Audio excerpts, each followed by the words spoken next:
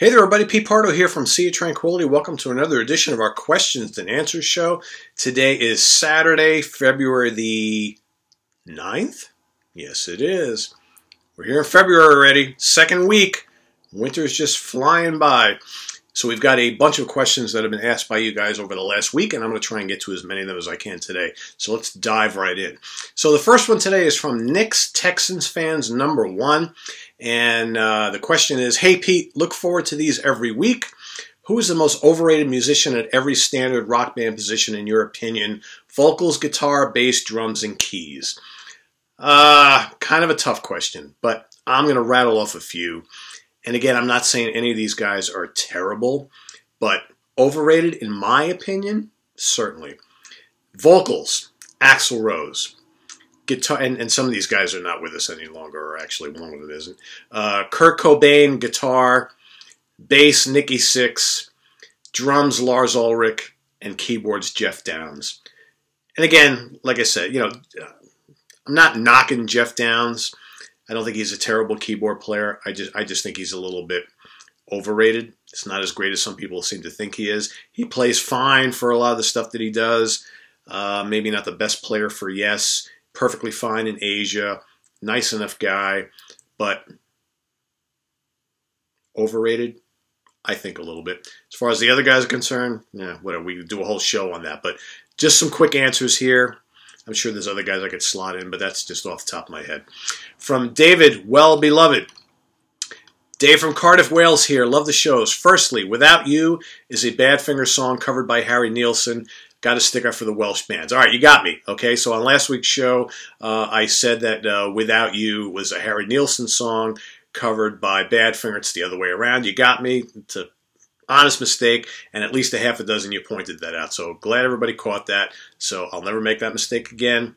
Without You, Badfinger all the way. It's a great song no matter who did it, but really cool. Second question, or secondly, I don't think I've heard you mention Lone Star, another Welsh band. Some of Paul Chapman's finest playing and John Sloman singing on Firing at All Six is stupendous. I'm sure you love them. Yeah, I do. I have those first two albums. They're really good. So, of course, John Sloman sang briefly for Gary Moore. He sang briefly for Uriah Heep. And, of course, Paul Chapman was in UFO for a number of years and Wasted as well. I like the Lone Star stuff. I think it's very, very, very solid. From David Koch, hey, Pete, really enjoy your show, and you turned me on to some really good stuff. Again, that's the point of this, right? I haven't heard you talk about Spirit yet. I'm a big fan of the 12 Dreams of Dr. Sardonicus, and I love Randy California's solo album, Captain Copter, and his fabulous Twirlybirds. Your thoughts? I've actually been asked that question numerous times, and I've answered it at least twice before on these questions and answers shows. I love Spirit. I've never heard Randy's solo stuff, but I love a lot of the Spirit albums, like 12 Dreams is great. The self-titled is great. The Family That Plays Together is great. Clear is great. I have all of those. I love them. Great stuff. Really solid band. From Netchipos Moon, or however you say that. How about some Canned Heat? How about them? I never got into Canned Heat. I've heard, half a dozen or more songs of theirs. Not terrible. Just never enough to grab me. That guy's really high-pitched vocals kind of always turn me off. Although I like the musicianship is great, but I've never really gotten into them, so I really don't have much of an opinion. From Tate Davis, hello Pete, thanks for another great video. My question for this week is regarding the pre-Schenker UFO albums. I know that you certainly don't like them as much as the classic stuff, but I'm wondering, are there any songs you like from these albums? A few favorites of mine from that era have been their version of the Paul Butterfield tune, Lovin' Cup, Prince, Kajuku, and their version of Eddie Cochran's Come On Everybody. Okay, so let me just set the record straight. I don't dislike any of those first two UFO albums, UFO 1 and UFO 2, which is more of kind of like their blues rock and space rock period. When I did the UFO Best Top 10 Songs show, none of those songs really even come close to all the stuff that came after. Although there's good stuff there. I love Boogie for George is a great tune. Come On Everybody is really good. They do a great job on that. Timothy is a great song. Silver Bird is a great song. I love the epics like Starstorm and Flying. And of course Prince Kajuku is actually a really, really good song. So there's good stuff on there. It's just a band that kind of had not really found their way yet. And although I like that stuff, that doesn't even compare to like the all the Schenker stuff and even the Paul Chapman era and the Vinnie Moore era. But good stuff nonetheless. So it's a good question. I'm glad you brought it up. It's good to mention at least some of those songs. From Lisa T. What is your least favorite Jethro Tull album cover? Wow. Broadsword is great. I like the Benefit album cover. God, they have a lot of really good ones. I don't know. A favorite? Stand Up is great. A lot of good ones. I could just rattle, Stormwatch is great. As far as my favorite, I don't know. Jesus. How about my least favorites? Under Wraps or .com? Those both suck. I'm not a huge fan of the Too Old to Rock and Roll one either, but yeah, I would say my favorite is probably that Stand Up album cover is pretty damn good. I have that. I have a shirt of that. I love it so much. So probably Stand Up. Least favorite, either Under Wraps or .com. They both are kind of weak. But yeah, they had some good ones, right?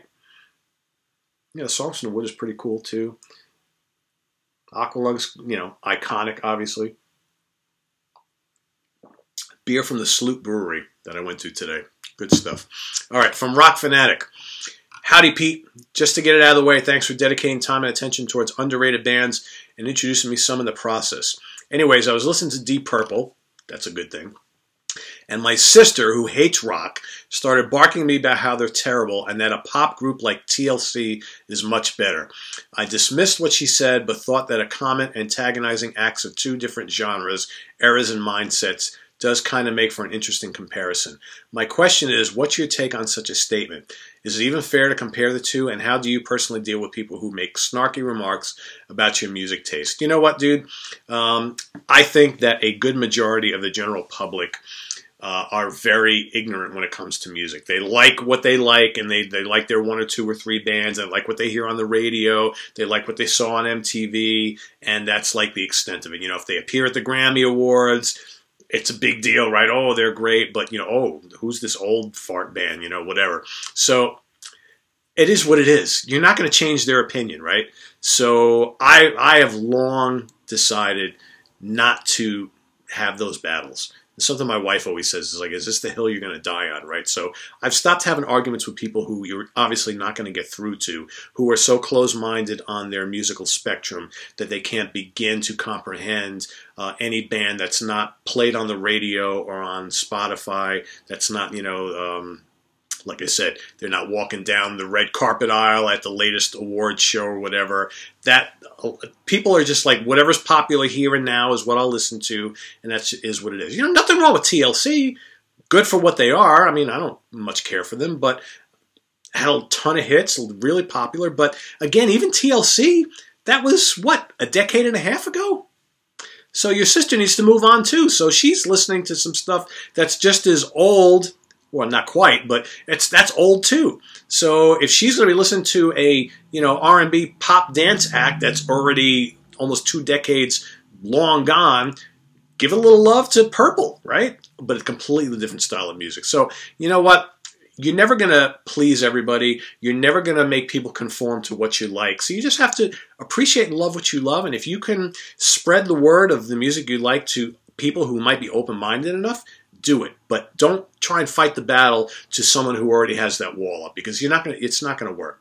I long gave that up. There are some people that they like what they like. They're in this little tiny bubble, and that's as far as you're going to go.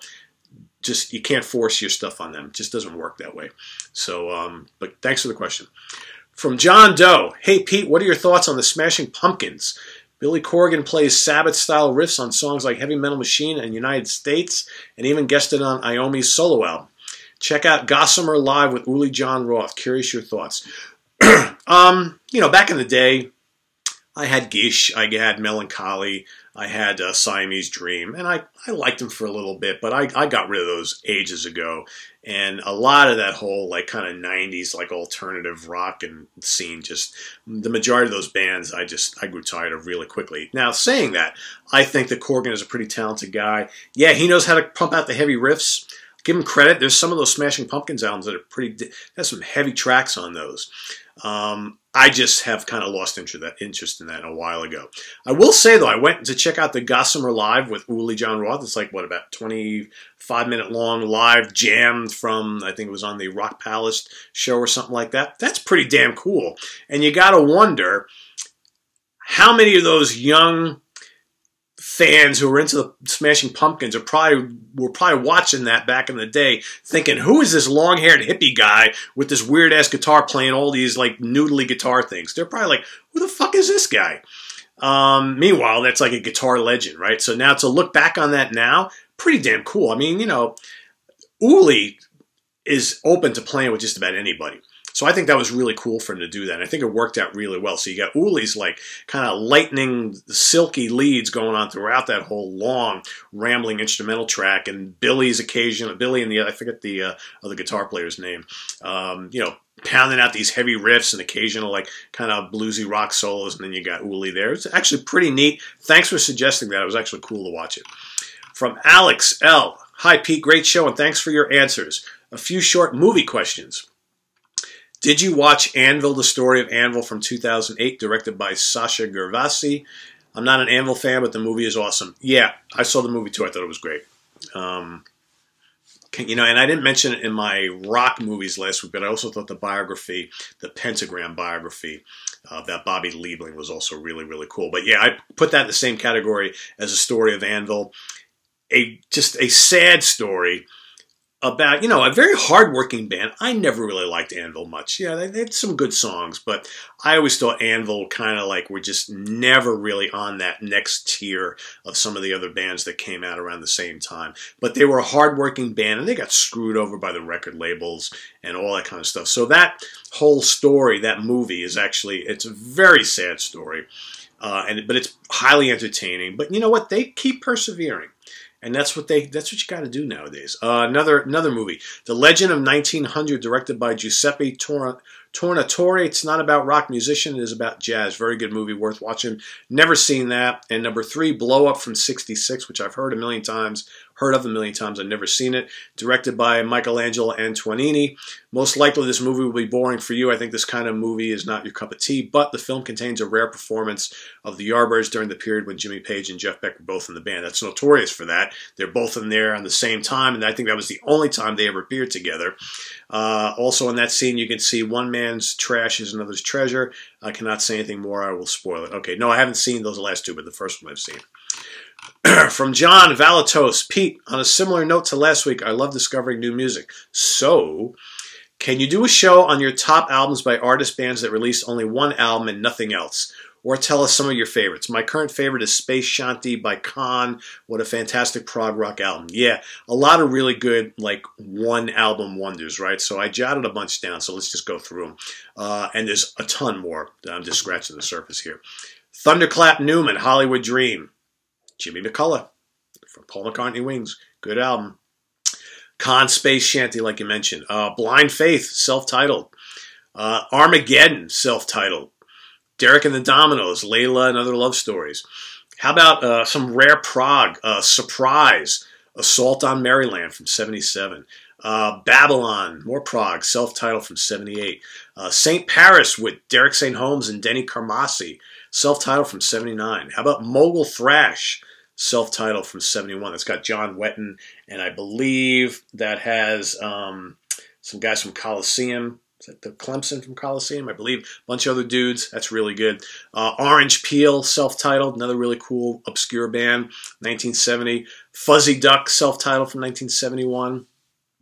Gin House, self-titled from 1971 also. So many kind of cool, like prog and hard rock rarities from the early 70s. Bands came out, released one album, disappeared off the face of the earth. Steel Mill, Green Eyed God from '72. That is a great fucking album. Seek it out. Awesome. If you like heavy prog, awesome stuff. Spring, self-titled from '71. Very cool proto-prog. A lot of cool Mellotron and Hammond organ. Arzachel, self-titled from '69 with Steve Hillage and Company. How about Touch, self-titled from '68? Which a couple of you pointed out might be one of the first prog rock albums. Go metal direction. How about Control Denied, The Fragile Art of Existence? Okay, Chuck Schuldiner from Death. It's the project he did right before he died, after he broke Death up. Blackthorn, Afterlife. Very cool early 90s hard rock project. Kind of metalish with Graham Bonnet on vocals, Bob Kulick on guitar, Frankie Banali on drums, Jimmy Waldo on keyboards, Chuck Wright on bass. Total supergroup there. One album done. Dr. Butcher, Chris Caffrey, and Mr. Oliva. Okay? Kind of like a Savatage offshoot. 1994, one and done. Steeler, self-titled from 83, Ron Keel and Yngwie Malmsteen. How about Damage Plan? Okay. Dimebag Darrell and his brother, Newfound Power. How about Heaven and Hell? Basically, Black Sabbath with Ronnie James Dio. They did the one album, The Devil You Know. That was it. Ronnie passed away. Between Two Worlds. Cool little supergroup between some guys from Immortal and Enslaved. Very cool album. And how about Spiral Architect? Skeptic's Universe, a very, very cool Norwegian progressive metal album from the mid-late 90s. Insanely good album. And then never heard from him again. So, great question. Let's see. From Stingray. Hey, Pete, one question for the tree-hugging fogies. What do you think of Neil Young's stuff overall? Definitely not a brand or style I hear you mention too often. Not the most technical guitarist, and the voice is an acquired taste. A truly amazing talent and kindred spirit all the same. You know, I always kind of liked Neil Young on the fringe. And then about 2 years ago, I decided I was going to kind of dive into Neil Young a little bit more. And I'm glad I did. A really good artist. It's one of those guys that I had to warm up to for many, many, many, many years. But now, I mean, albums like Everybody Knows This Is Nowhere, which I love, my favorite album from him. After the Gold Rush is great. Harvest is great. Tonight's the Night. Live Rust and Rust Never Sleeps. Zuma. Just some great stuff. I like the folky stuff as much as I like the hard rock stuff. I think the Crazy Horse stuff is awesome. And again, like you said, not a technical guitar player, but man, he's gutsy. His acoustic guitar work is awesome. And I've gotten used to his vocals too. So thanks for the question. Yeah, I like Neil Young. From J.K. Baca 41. Hey, Pete, you're a busy feller lately. I am. I only have one question for you this time around. I don't hear you mention it much, but are you into 70s R&B like Stevie Wonder and Earth, Wind & Fire, or 60s Motown at all? Yeah, I like a lot of that stuff. I love all that classic Stevie Wonder stuff. Love it. Earth, Wind & Fire was a great band. Or is a great band, I should say. But, I mean, I'm talking about their classic stuff. Awesome. I love, like, the early Commodores. I tell you, if you're into early Earth, Wind & Fire and Stevie Wonder, you need to investigate early Commodore stuff. Fantastic.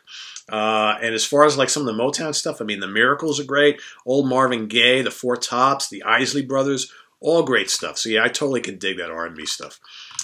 From Mersunin, have you heard anything from the early Finnish heavy metal band Sarcophagus?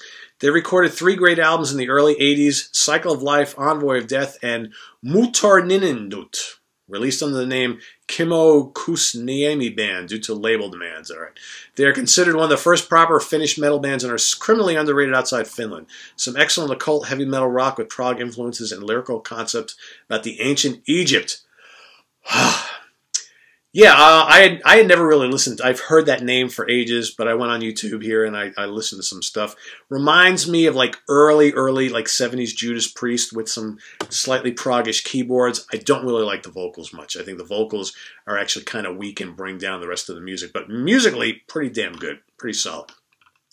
From All Media Reviews, blogspot.com. What's up, dude?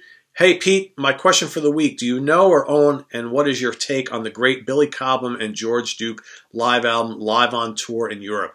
I find it to be one of my favorite jazz fusion albums, even just with the crazy, outrageous cover art, along with the lineup with Alfonso Johnson and John Scofield. Yeah, I mean, that's classic, right? Those two guys were magic together. I think that album is funky as hell. It's almost like you can't like just classify that as a jazz fusion album, although it has a lot of elements of that, obviously, with all the players. I mean, that album just brings the funk big time. I like it. I think those guys work great together. You know, I mean, George Duke, what a loss. Great musician. And Billy Cobham is in my top 5 favorite drummers of all time. Just amazing guy. And, of course, we all love Alfonso Johnson and Scofield, right? Of course. From Chris Samardish. Hey, Pete, Chris, Brotherhood of Light show. Enjoyed your History of Rainbow show. Cool. Just recently picked up Rainbow Live in Germany, 76. You kind of dismissed this record on your show. Since I've been revisiting it, I think it's an amazing record, especially the live version of Stargazer. I find these live tracks to be some of the best Rainbow available. What do you think? And is there a live version of Light in the Black available on any CDs? Yeah, I mean, when I did the Rainbow history of show, I didn't really touch on the live albums much. I tend to not do that.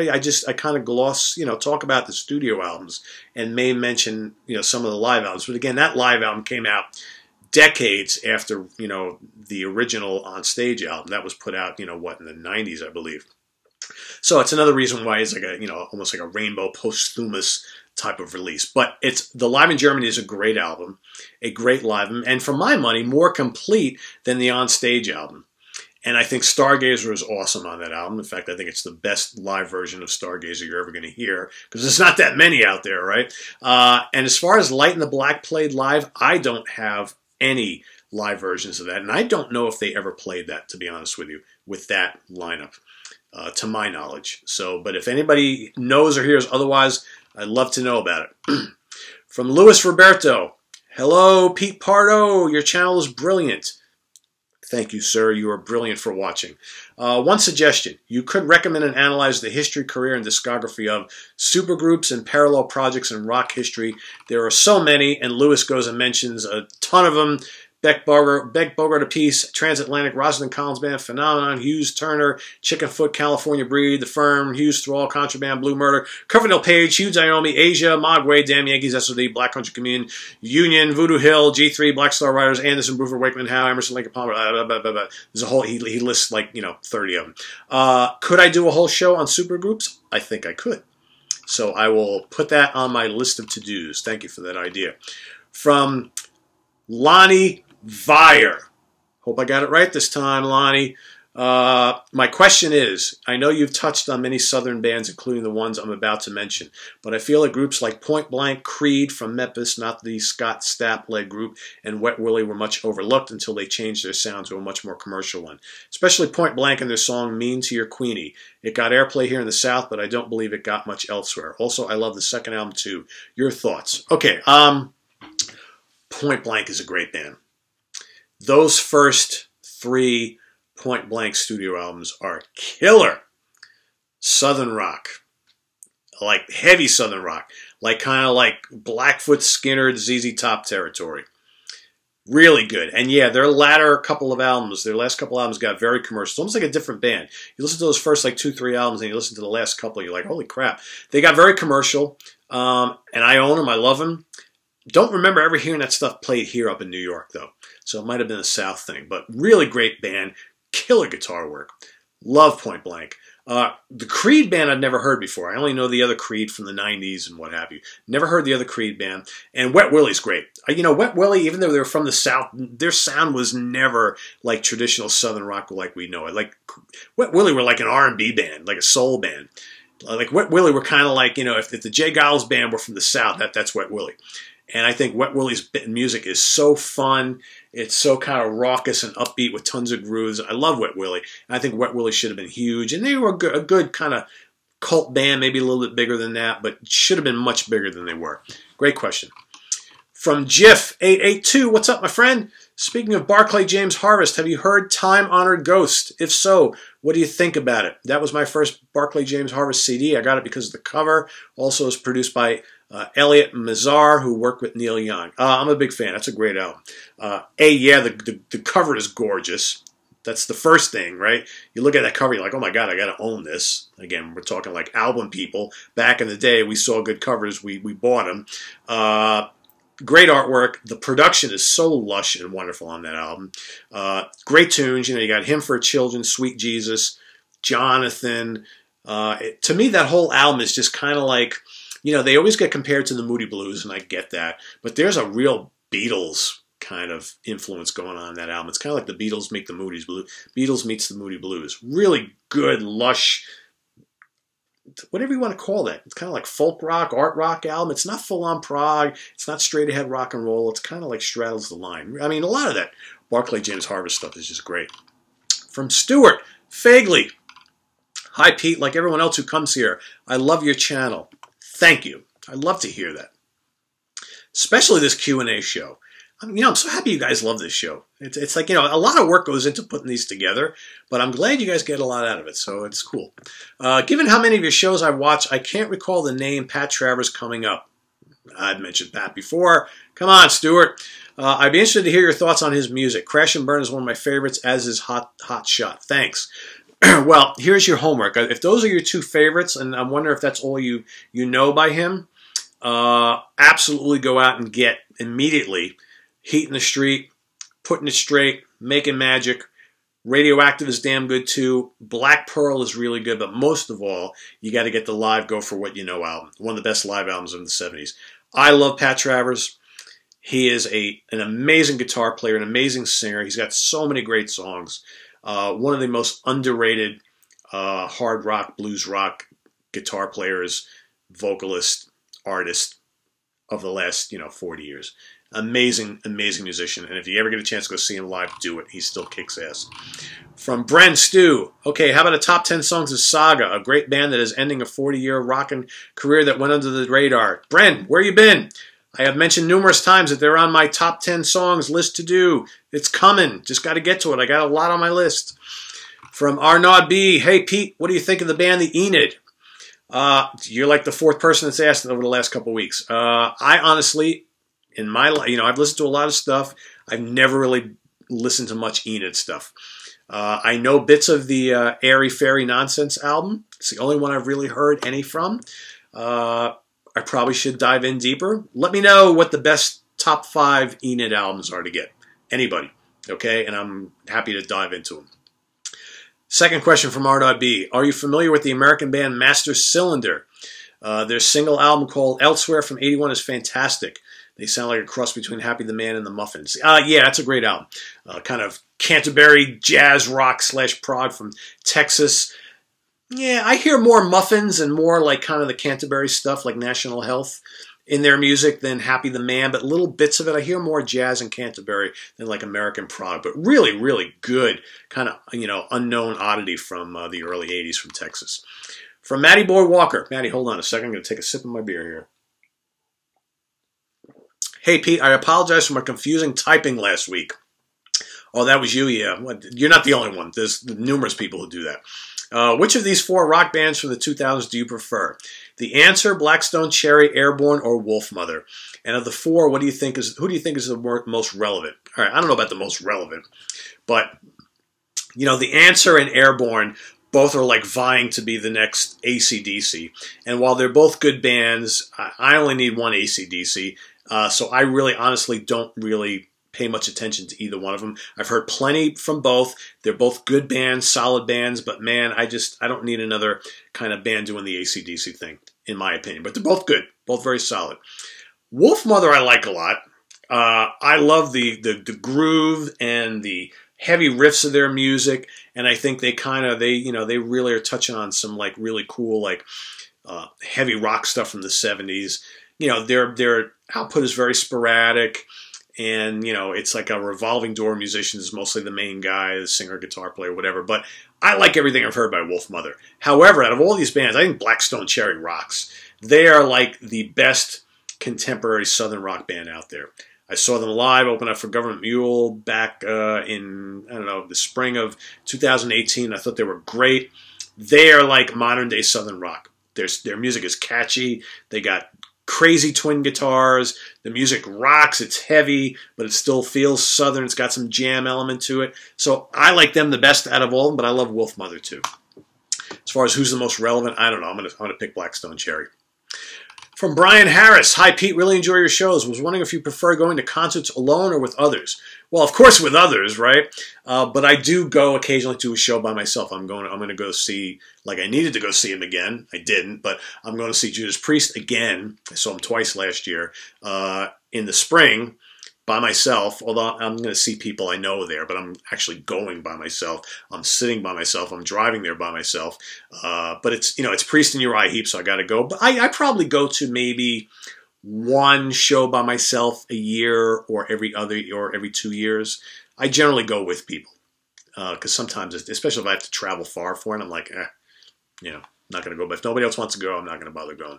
I prefer to go with people. From Barry Strong, great Q&A on my 60th birthday. Well, happy 60th.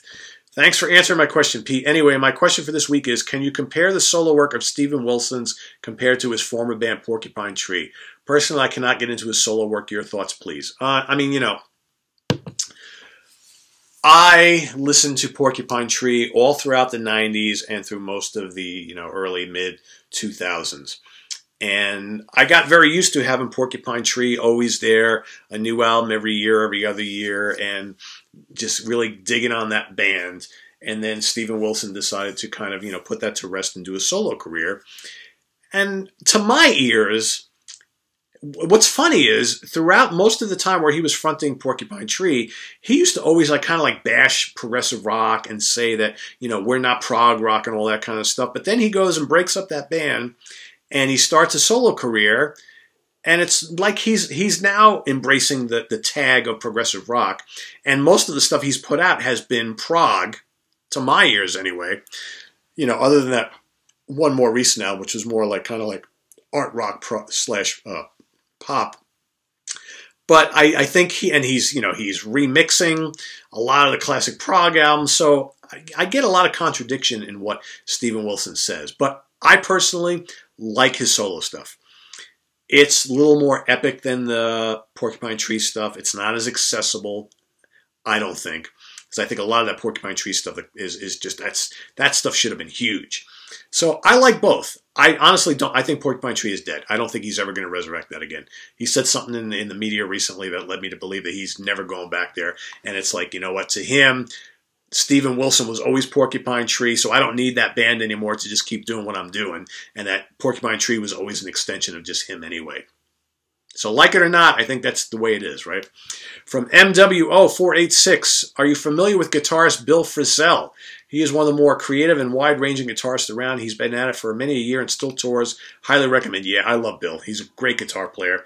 Wonderful jazz player. He does some really cool avant-garde stuff. I've got a bunch of Bill Frisell CDs and stuff and things that he's appeared on. Very unique guitar player with really cool kind of voicings and his solo stuff. You know, the way he plays leads. Very kind of acrobatic, loopy type of stuff. He's definitely unique. Nobody sounds like him. And I've been listening to Bill since probably like the late 80s, early 90s. Great player. From Greg Karamanian, based on their best six albums, the Yes album, Fragile, Close to the Edge, Tales from Topographic Oceans, Relayer, and Going for the One, who is your preferred Yes drummer, Bruford or White? I feel White gets a bum rap, but hard to question Bruford's non-Yes work, especially with King Crimson. It's Bruford, man. Bruford all the way.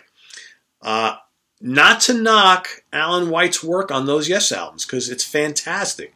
I just personally think Bruford was the better player. I think Bruford brought a different palette to the Yes sound. Alan White is a strict rock player, always was. Bruford had that big jazz and jazz fusion background, and I think Bruford just did all this kind of insane stuff that just added so much to the Yes music. Again, not to knock Alan White's contributions, because he was a damn good drummer. He's not anymore. I think Alan needs to just step back and say it's time to retire, because I think, honestly, you know, whatever you feel about the current incarnation of Yes, and I love Alan, but I think he is kind of holding the band back at this point. I mean, the last two times I've seen Yes with Alan behind the drum kit, he's like stuck in like first gear. And I know it's got to be demanding to play that stuff, and I know he's like 70 years old. But man, if he just can't cut it anymore, we're not gonna be mad at you for walking away, dude. But Bruford, man, he's on another level. I mean, come on, look at all that stuff in King Crimson and UK and the Bruford band. You know, Alan White never did stuff like that. So yeah, Bruford all the way. From Tom Vicky, hi Pete, thanks for answering my 66 best 70s live album question. Lots I know, and they were great, and most of them were also live double albums. Artists cared. Question, I grew up with Purple Sabbath, Zepp, Heap, Yes, blah, blah, blah, but my hidden pleasure is also the Greek-German female singer Vicky Leandros, hence my nickname. She is ace, great voice, but way back I've got a lot of stick for liking her because she's what you would call easy listening. Do you have any hidden pleasures totally out of the ordinary, not fitting your genre of rock, prog, jazz, rock, etc.? Well, I mean, you need to go check out my Guilty Pleasure show. go check out the rant section, the rant playlist. Guilty Pleasures. I did a whole show just talking about that, so obviously you did not see it. And I've never heard of Vicky Leandros. No idea who that is. But it's, for me, real quick, I mean, I like ABBA. Okay. More recent stuff. I like the Zac Brown Band, kind of like modern country. I like the Talking Heads. I love catchy 70s pop, But go check out the Guilty Pleasure show. I talk about a whole slew of them there. I'm not going to repeat them all again. From Andrew G. Dick, I would like to know what you think of British band The Darkness. They got a bit of stick in the beginning as they were... What is this got a bit of stick? Is that like a British thing? I've never heard got a bit of stick. Anyway, would love to know. They got a bit of stick in the beginning as they were seen as Queen ripoffs, but I think they're a lot of fun. They seem to be remembered for their early hits, but I think they've grown up in recent years. And their last album, Last of Our Kind from 2015, was pretty good, and they are great live. Your thoughts, please. I've never listened to a lot of their stuff, but of course I've heard, songs here and there. I appreciate that they're trying to kind of do like an old school, like hard rock thing. But keep it modern. Personally, I haven't heard a lot from them that I've liked. I find some of their songs are just not really catchy. Although I do like One Way Ticket. I think that's a good tune. I like the guitar tones. Okay, they go for that classic guitar sound, which I can appreciate. And that singer's damn good. He is really good. They haven't really broke here in the States. You hear their name a lot, but again, there's talent there. I find that a lot of the material I've heard hasn't really grasped me, and I think they're a band that really wants to be grasped, right? So keep trying. Do more stuff like One Way Ticket. I'll be listening. And another question, if I may. What's your thoughts on David Gilmour selling all his guitars, and how much do you reckon the black Strat and the 01 white Strat will go for? I mean, I haven't a clue. Why is he selling them all? I can't imagine that David Gilmour needs the money. My guess is, and we all do it because I did it this past year, it's like you stop and you look at how many guitars you own and you're like, what the fuck do I need all this stuff for? Right? He's not out touring anymore. It's like he's not recording much anymore. And he probably had, like 100 guitars or more? What do you need all that shit for? I had 11. And I was like, what do I need all this stuff for? I got rid of 5 of them, right? So as far as what they go for, they got to be going for big bucks. Big bucks. You also mentioned here well over $1 million for the black, I reckon. Probably the black Strat, sure. It's a noble and generous gesture, but sad that these beautiful instruments will never be used in such a creative way again to Dave's level. Well, probably not. But, Dave is probably feeling, this was my feeling, and I'm not anywhere near on Gilmour's level, but I felt, it's like I got these guitars here, half of them I don't play. I'd rather they get in the hands of someone who will play them and enjoy them. So as far as Dave Gilmour is concerned, maybe he felt the same way. Maybe he wanted some money for them too. I don't know. So I really don't know what was behind it. But yeah, they're going to go for a lot of money. A lot of money. From Mark Williams, hello Pete, great show as usual. What's your opinion on the Babies, John Waite solo, and Bad English? Love it. I think the Babies should have been an enormous band. I mean, they had, those 2 hits, which were fucking great, that should have been like #1 hits here anyway in the States. And I thought a lot of that Baby stuff was just fantastic. John Waite's solo stuff is great. And I think he probably, it's arguable because Bad English did pretty well too. But I think John Waite's solo career arguably did better from a commercial standpoint than the Babies.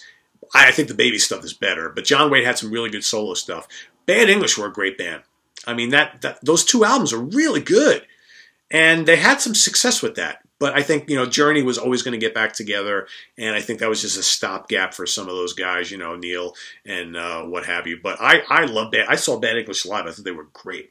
So, yeah, love all that stuff. From the guy who always asks questions, but I don't know how to pronounce your name because it's written in another language.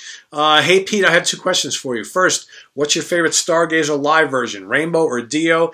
And what's your opinion on these non-related to each other artists, Leonard Cohen, Oasis, and Lana Del Rey? Well, I already answered the Stargazer question a little bit ago. I think the Live in Germany 76 live album probably is the best live version of that. I've heard some of the Dio ones; those are good too. But I think the Rainbow Live in Germany is great. As far as Leonard Cohen, Oasis, and Lana Del Rey, Oasis I don't care for. Leonard Cohen and Lana Del Rey I've just never really spent any time with, so I really can't answer those questions.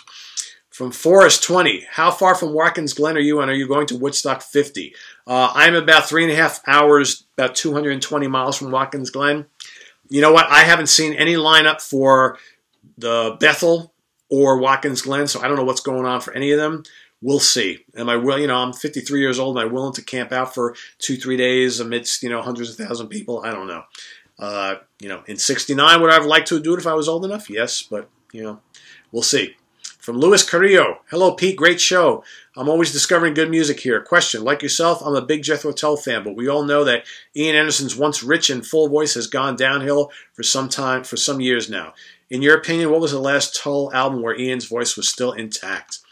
I think probably Ian's voice as still being really good, or at least sounding like traditional Ian Anderson, was Rock Island in 1989.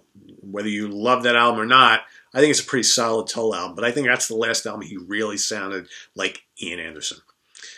Catfish Rising, I found you were starting to hear some of the cracks in his voice. But I thought he sounded good on Roots to Branches. But I think on Roots to Branches, they kind of changed the way, the material changed a little bit. And he didn't have to do that far-reaching stuff anymore. So I think probably Rock Island is the last really strong Ian Anderson album from a vocal perspective. But again, Catfish Rising and Roots to Branches are still solid. But I think the last really true, solid Ian Anderson vocal album is Rock Island. From Pittsburgh Rocks, are you a fan of the mid-'70s British hard rock band Ross, led by guitarist vocalist Alan Ross? They released 2 albums for RSO in 1974, self-titled, and the conceptual work Pit and the Pendulum. The band features a slightly funky hard rock sound similar to Deep Purple Mark IV, energetic percussion with loads of guitar shred. You know what? I had never heard that band before, and I went onto YouTube and I listened to both those albums. Those are damn good. Of course, both CDs are out of print, and if you want to buy them, you're going to spend like anywhere from $75 to $100 or more. So I'm going to hold off for a little bit, see if I can find them somewhere, but I'm going to keep looking. I really like those a lot. Good guitar work, great vocals, a lot of great grooves, pretty rocking, and I would urge anybody else to kind of check them out. From Emilio Valdez, howdy, love the reviews of the new 2019 releases you just did. Thank you. Check them out on Spotify and got me a whole bunch of them yesterday night. Awesome. That's what it's all about. Check out the new music. Go out and help these guys out. Purchase some albums here.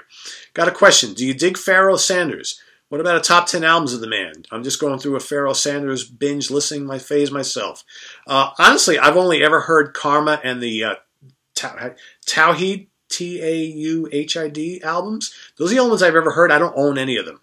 So, not really something good for me to do a top 10 albums because I don't own any of them. But great player. In fact, I have a bunch of other jazz albums he guests on, but I don't own any of his solo albums, and there's so many of them. But great player.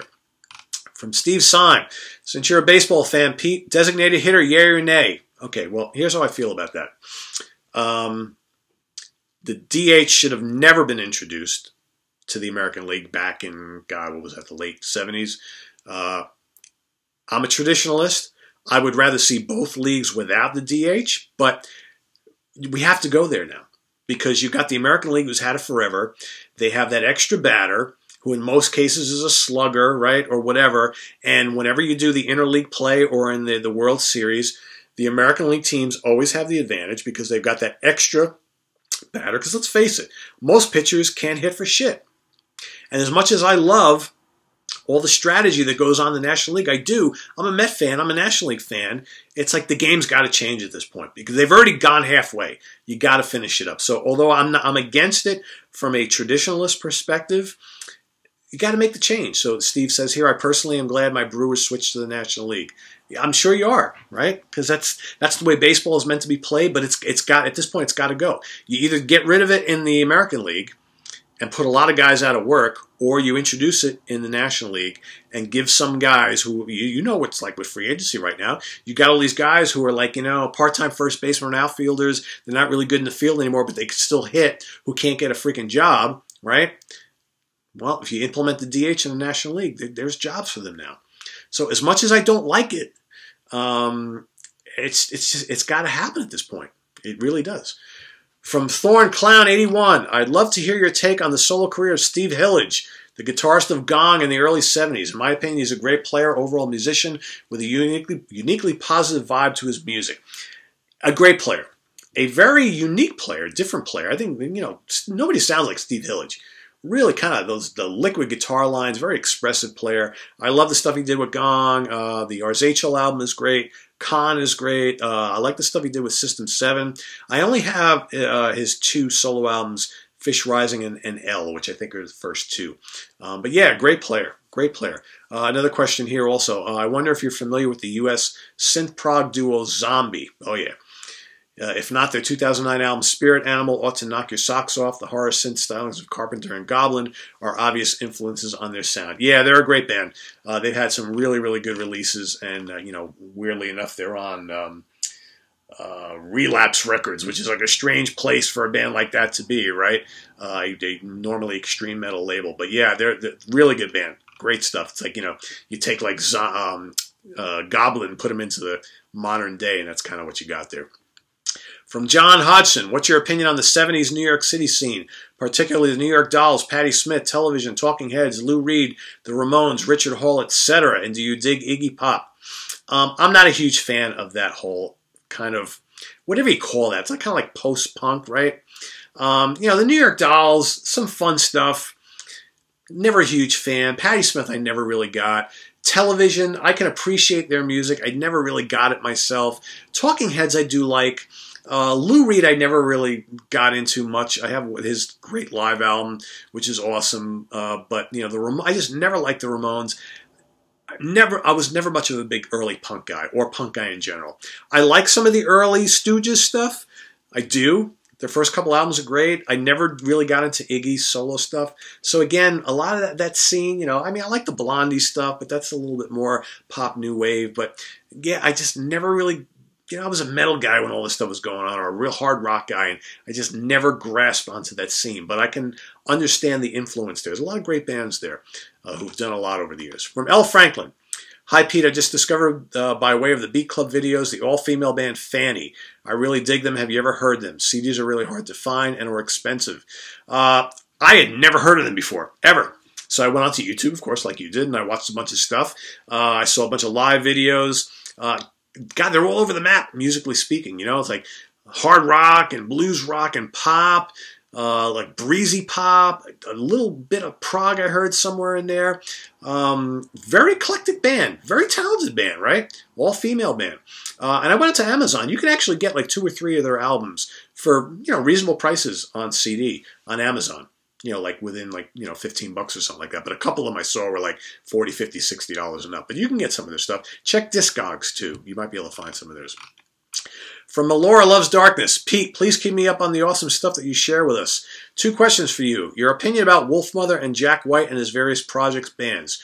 Also, your opinions about King Diamond and Merciful Fate. Maybe a history or top 10, maybe. Okay, well, I already talked about Wolfmother. I like Wolfmother. As far as Jack White, don't dislike most of the stuff I've heard. I'm not much of a fan. I like plenty of White Stripes songs, ones I've heard. I don't own any White Stripes. The Raconteur is the same thing. What I've heard, I've liked. I don't own any other stuff either. So if you were to throw song titles at me, I wouldn't know them. But what I've heard is pretty good, As far as King Diamond and Merciful Fate, I grew up on Melissa and Don't Break the Oath. Love those albums. That was some scary shit back in the day, but I was gravitated right towards it. And as well, Fatal Portrait, Abigail, and all those concept albums that King Diamond put out in a row there. Love them. The Eye and all that stuff. Great stuff. Love King and the band. Love them. From Bill Goodwin. Hey, Pete, are there any rock legends that you just don't care for? Don't Kill Me, but Clapton always kind of bored me. That's okay. You can't like everybody, right? I never, ever, ever liked Bob Dylan. I don't like his songs. I can't stand the way he sings. I never got it, right? I never got Johnny Cash. I know he's more of a country guy, but I never liked Johnny Cash. Again, I don't dislike Johnny Cash. I just his music doesn't do anything for me. And shoot me, but I never really liked John Lennon much. I own a John Lennon greatest hits, and I like a few tunes on there. That's why I got it. But man, I don't own any of his solo albums. I prefer McCartney's stuff from the Beatles era. I don't know, Lennon just never really did it for me. But again, to each his own, right? Whatever. From Fred Hamilton. You mentioned in a previous Q&A show that you're an Angel Witch fan. What's your thoughts on their 2012 album, As Above, So Below? This one seemed to just appear out of nowhere after a major absence. I think it's really the proper sequel to the classic debut, and I catch myself thinking at times it's just as good. Yeah, they didn't miss a beat with that one. Great album, and for me, one of the best comeback albums of the last decade, along with Satan's Live Sentence. Great return to form from a new wave of British heavy metal legend. From Anthony Ferrara, are you a fan of Claypool Lennon Delirium? New album due out this month. Not a huge fan of Primus, but Lennon is a pure talent. And together, in my honest opinion, magic happens. Honestly, I'd never heard them before. But I went and listened to a bunch of songs, and I think it's kind of cool, psychedelic, art rock, pop, right? I really dug that Satori song, and that Mr. Right song is pretty good. They kind of remind me of XTC a little bit. Pretty cool band. From Paul Smith, hey Pete, loving the show and the same sort of taste in music. 2 questions. Have you ever heard of the Ozric Tentacles? And second, one about the most underrated bands ever, Y&T. Okay, well, I've mentioned Ozric Tentacles a lot of times on this show. I love Ozrics. I think they're great. I absolutely love them. Seen them live. Fantastic band. Space rocky. Great. Psychedelic. Awesome. Y&T, very solid. Love Y&T. Dave Meniketti and company. Yeah, really underrated band. From Will Fitzpatrick, hey Pete, love the channel. Have you ever heard the British band Marseille? I think Manny Charlton and Nazareth produced their debut album. It's pretty good. Your thoughts? Good, like early new wave of British heavy metal band. You know, kind of like more like a pub rock band, but solid, good rock band. Still kind of cranking it out to this day, if I remember correctly. From Gear Lad, hey Pete, I really like these Q&A shows. I was wondering if you're familiar with a band called Van Zant. Obviously, you're talking about Johnny Van Zant and his cohorts, or maybe also the Johnny and Donnie Van Zant band. Both great. Underrated Southern rock stuff. Absolutely love them. From the One Above All, are you related to Don Pardo? Did you not watch the same show that you're commenting on? I answered that last week, dude. Come on. No, I'm not. Although I said I was for years, just to appease everybody and make a goof out of it. No, I'm not related to Don Pardo. From AZDH85224, in your opinion, what is the best and worst Eric Clapton solo albums?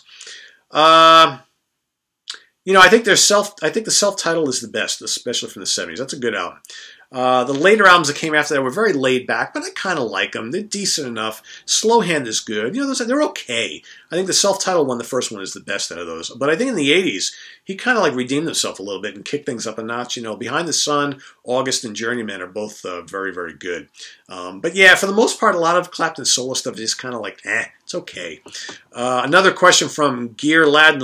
Are you familiar with the band named Holter? If so, what do you think of them? I think their new album, Vlad the Impaler on Frontiers Records, is very strong. Really good, like, melodic metal album. And I also like the album that Tron Holter, the guitar player, obviously, did with Jorn Landy a few years back called Dracula Rock Opera. He's a good player. That's a good album. Both of those are really good, actually.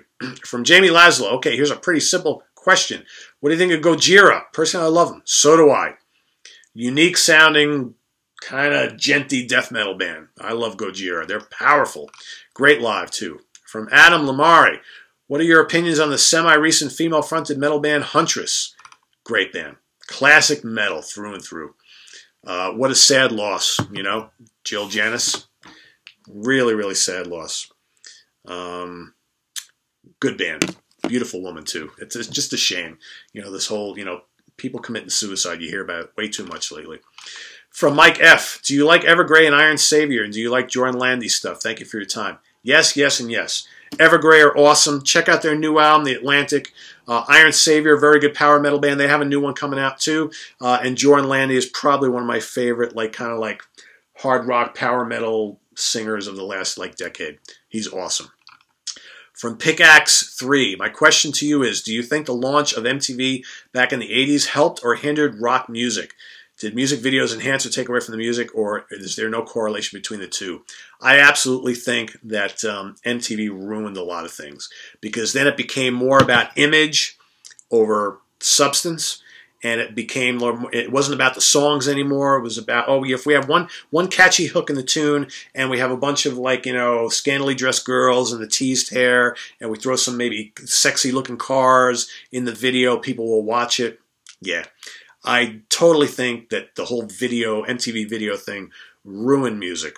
It helped a couple bands, right, or a handful of bands, but there were other bands who had great music, but they, either didn't want to or didn't put together a cool enough looking video that didn't make it based on the merits of the music alone. So I absolutely think it did not help things at all. From Jet Powers, what do you think of the band from Cleveland called Honey Honey? They are so cool. I had never heard of them before. I went and checked them out on YouTube here. Pleasant enough mix of pop, rock, and country. Not really my thing, though. But I can see where people would like them. From NP, I have a crazy theory, and I'm curious to see what you think. When you look at albums between 74 to 76, it seemed like they are a tonal shift from bombastic to more subdued, introspective, and sometimes the music lyrics were a lot darker or cynical. Example, Sabbath Bloody Sabbath to its Sabotage, Tull's War Child, The Minstrel in the Gallery, Blue Oyster Cult's Secret Treatise to Agent and Fortune, Floyd's Dark Side of the Moon to Wish You Were Here, a whole bunch of more other ones he lists here. Watergate was in the minds of everyone. There were strikes in the UK and punk was on the rise. So my question is, do you think rock in the later part of the 70s was more downbeat, pessimistic than in the early part of the 70s, and what was the reasons? I don't know. God, I was a teenager. I don't know. Vietnam? Okay, it was the end of Vietnam. People were pissed off about that. Watergate, like you mentioned, just times were changing, man. I don't know if there was any one thing. It's just, the decades were changing, times were changing. I think you can look at any decade and you would see that happening. So I really don't know, honestly, but interesting question. From Todd Stevens, want an out there top 10. How about Klaatu? Now here in Canada, it would probably be a different 10 than yours as they had hits there. Now I am biased as I know 2 of the 3 fairly well. Cheers. I don't know Klaatu enough to do a top 10. I have one CD. That's it. So I'm not the best guy to do that. From Jose Quiros, what do you think of the Australian band The Church and the Britpop bands of the 90s like Suede and Pulp? I have never listened to Suede or Pulp, and I have very limited knowledge of The Church. What I've heard is okay. Kind of not my thing, though. From Indie Cult 777. I assume, like me, you are a gym rat, as you've talked about gym playlists before. What is your favorite cheat meal, and do you find certain music puts you in a mood for certain foods? Lastly, can you please tell your fan base how great a player Terry Kath was? So underrated. Yes. Terry Kath was one of the greatest guitar players of the last 50 years. Get it into your heads, people. If you don't agree with me, go out and listen to those early Chicago albums. What a player. As far as like my cheat food, pizza all day, every day is my cheat food. I could eat it every day if you leave me to it. I struggle to just only eat it like once every 2 weeks. Okay, and I think, heavy metal or hard rock music in general gets me in the mood for like pub food and a beer. That's just the way it is. So, good question. From Martroid. Hi, Pete. Are you a fan of Living Colour? My favorite of theirs is Stain. Would love to hear your thoughts on them. I mean, I like Living Colour. I saw them live open for the Stones in '89.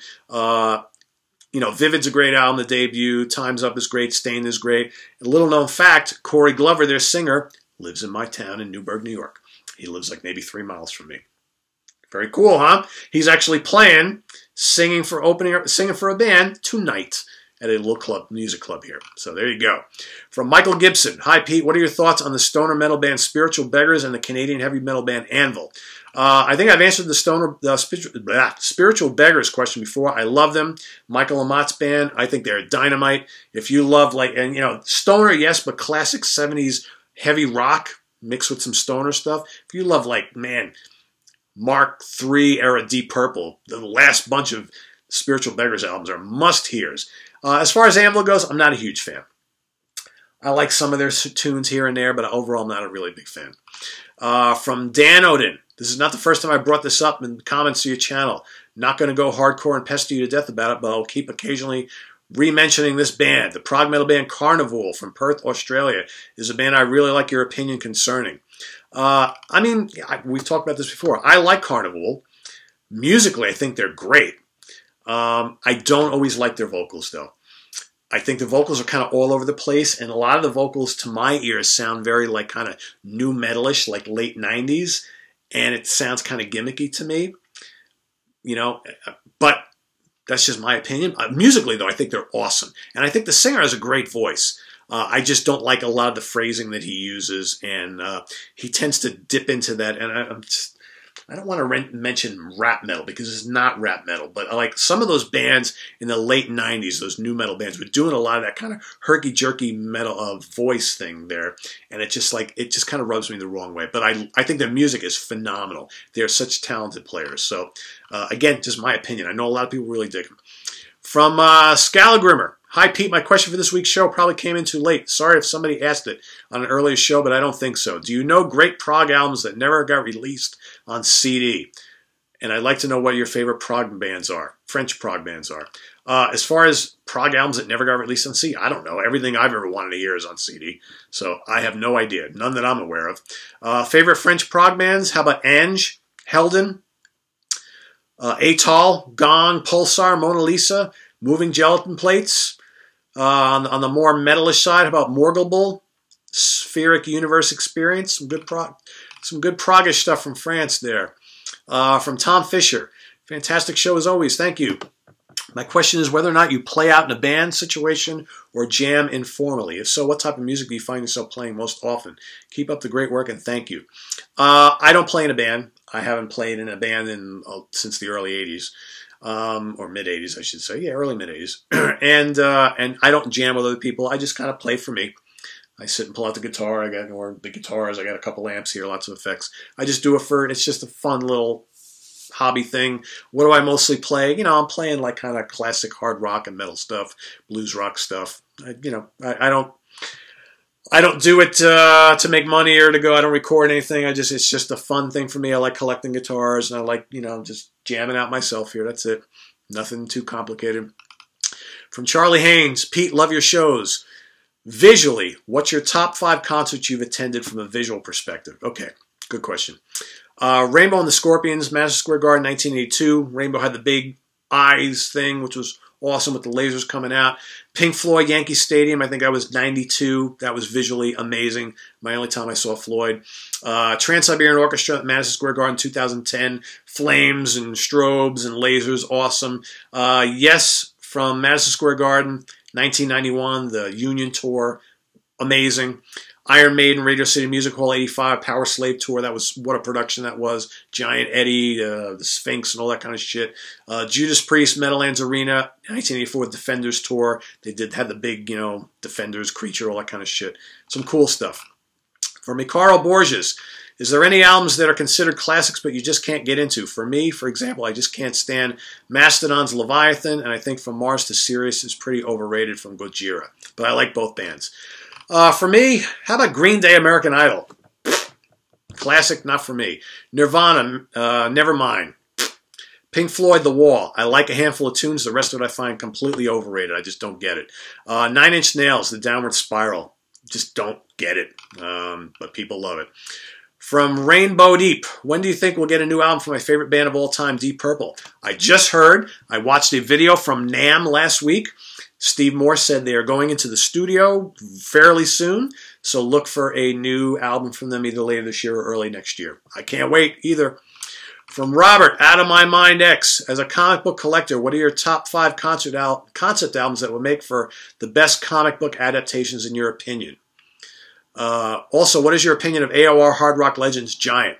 I feel they should be bigger than they were. Genesis, Lamb Lies Down on Broadway. Queensryche, Operation Mindcrime. Dream Theater, Scenes from a Memory.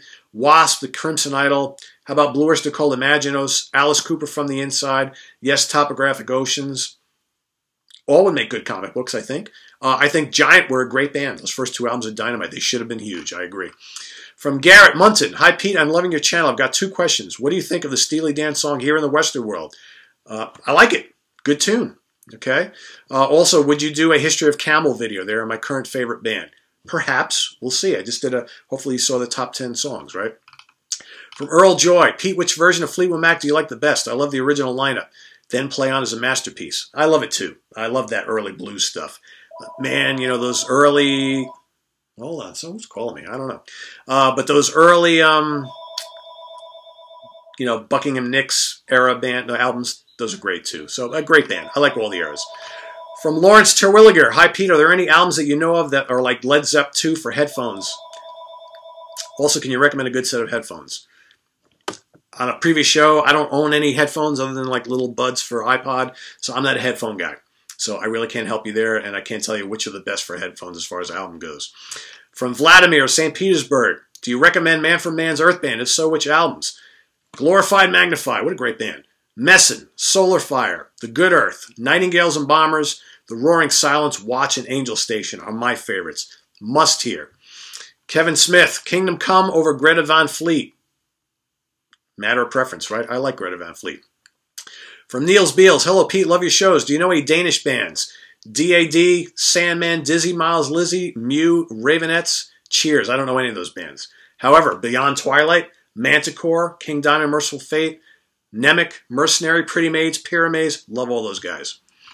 From Anthony Perrault, any LPs that you loved listening to when you were a kid that you scratched the shit out of on your record player and it broke your heart? No, I never personally scratched up any, but I remember buying a copy of Wings Back to the Egg, Paul McCartney Wings Back to the Egg. My father bought it for me.